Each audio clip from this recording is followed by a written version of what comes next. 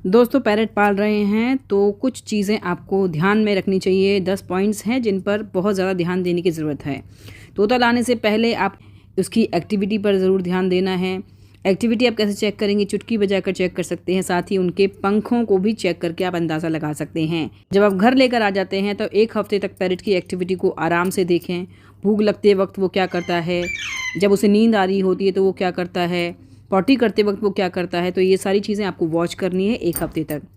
कुछ लोग महान बनने की वजह से पैरेट को मार्केट से ख़रीद कर लाते हैं और उन्हें उड़ा देते हैं। ऐसा आप बिल्कुल नहीं करें, क्योंकि ऐसे आप उनको आज़ादी नहीं दे रहे बल्कि मार रहे हैं। तो पहले आप उनको इस काबिल बनाइए खुले आसमान में वो ज़िंदा रह सके, अगर आप उनको आज़ाद भी करना चाहते हैं।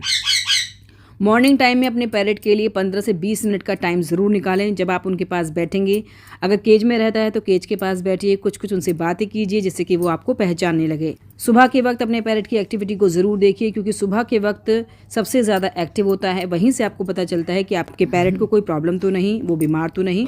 तो सुबह के वक्त 15 से 20 मिनट का टाइम ज़रूर निकालें।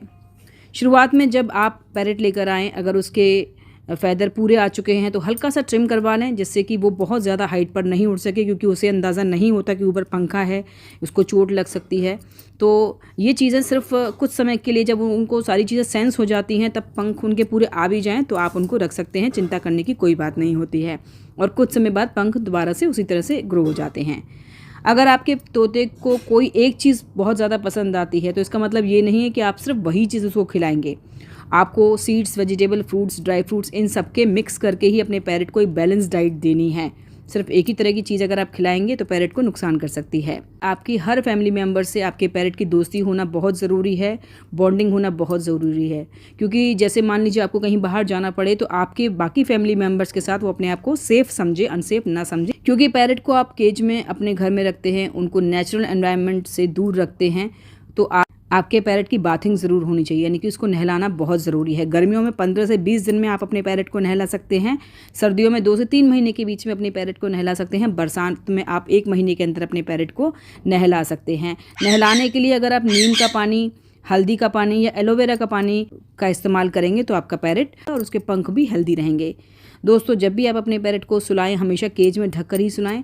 उनको खुले में बिल्कुल भी ना सुलाएं, क्योंकि इससे पैरेट अपने आप को बहुत अनसेफ समझता है, कई बार स्ट्रेस में आ जाता है। तो अपने पैरेट को केज में रखें।